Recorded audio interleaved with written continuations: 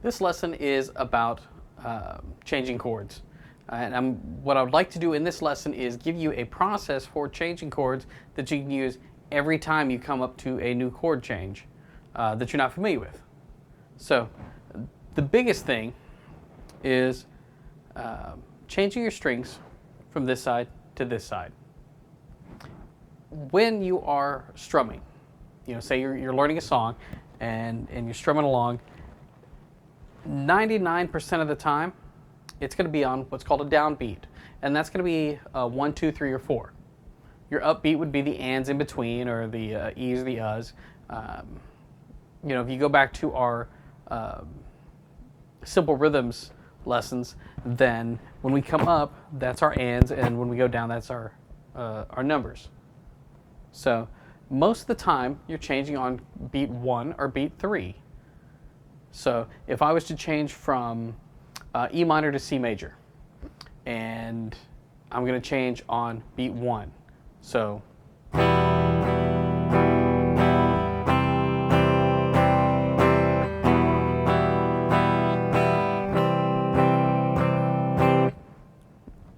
if I was to change on beats 1 and 3, then it would be.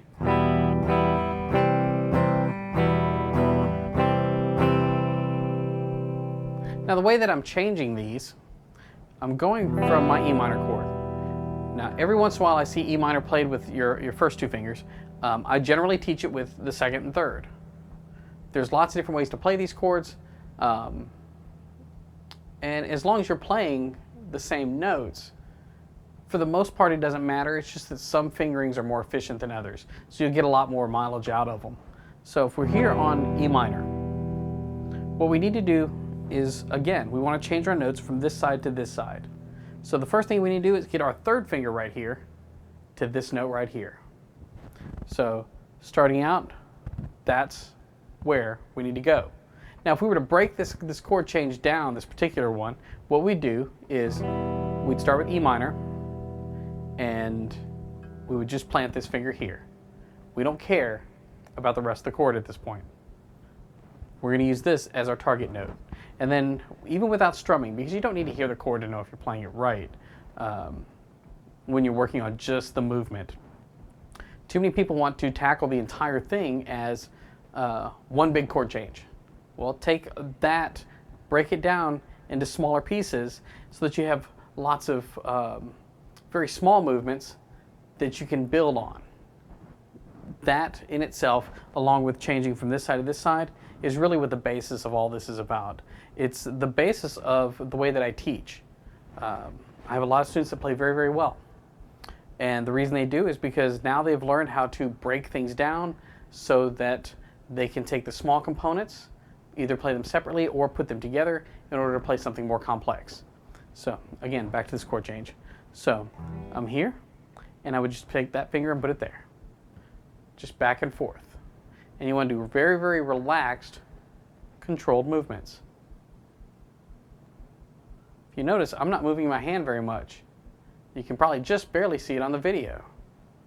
The reason I do that is because the more your fingers are out here, the more room for error you've got.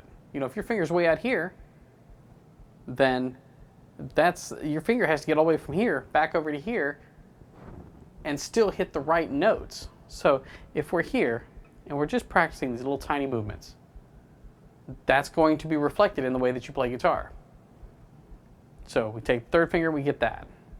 Now once we get to where we can consistently place this in the optimal spot for pressing the string down right behind the fret, and to where it's in the same spot on your 3rd finger every single time, then you're going to add this 2nd finger.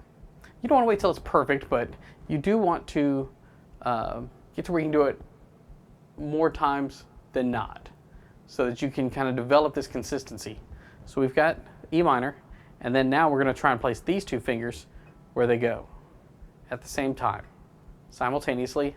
Again, slow, controlled movements. You're just going back and forth like this. Now with that,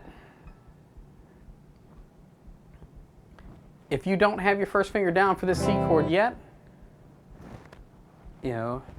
as that first beat of that measure where you have to play C comes in, you can still hit these strings, and it gives you a split second of time to get your first finger down. And how many times have you heard that kind of sound in a song? It's not just to embellish the chord. It's so that that particular guitar player has a split second of time to finish making that chord, and it still allows you to stay in time when you're playing. You see it with that. You see it with A minor, D minor. Those chords lend themselves to that sound, but there's also a practicality behind it. So again, always change your notes from this side to this side, and learn how to break the chord down. If we are, say, going from A to B minor, you don't want to put your fingers down numerically typically, but in this case, that's going to be kind of the case. So you've got your first finger playing that, and then your first finger should just move up one string to this A string, and then just gets where you're doing that first.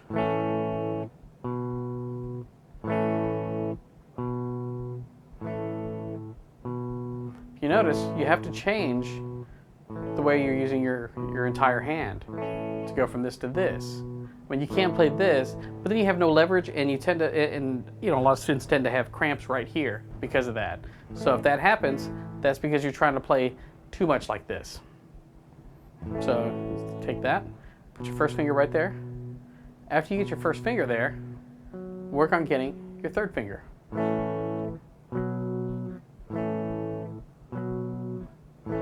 Now, I said in the last chord change that you didn't have to necessarily even strum anything. You don't even have to do it on this one. I'm only doing it to illustrate that we're going very slow with very controlled movements. After you get that, start incorporating that pinky.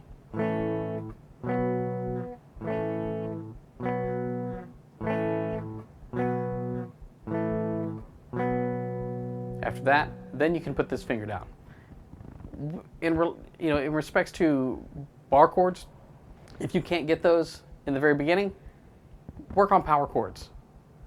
A power chord is nothing but an abbreviated bar chord.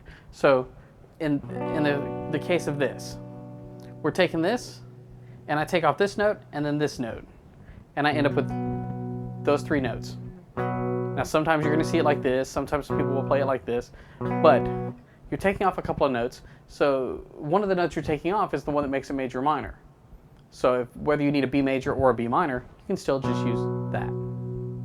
And then, as your skills develop and your hand and the muscles in your hand allow you to do more things, and the flexibility starts to appear, then you can start to add in that second finger. And that's what really gives it that minor sound.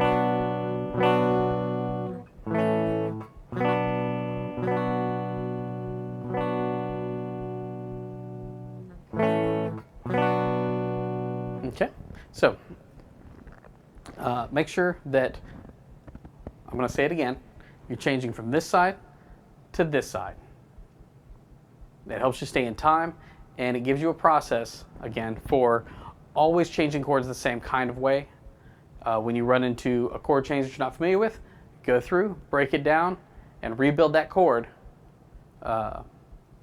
using slow controlled movements, and you will get those more complex chord changes that you're working on.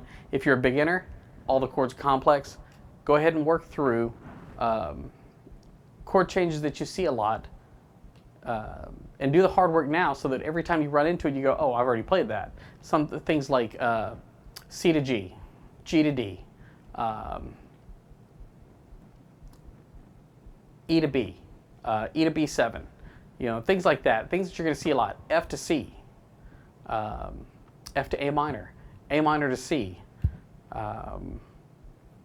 Go through, practice those kinds of chord changes, and again, if you do the work now, then every time you run into it, you've already played that. And I'm going to go more into that in other lessons, but for right now, this will get you started. If you have any questions, feel free to email me. You can also email me if you have any ideas for video lessons that you'd like to see in the future. Have a great week.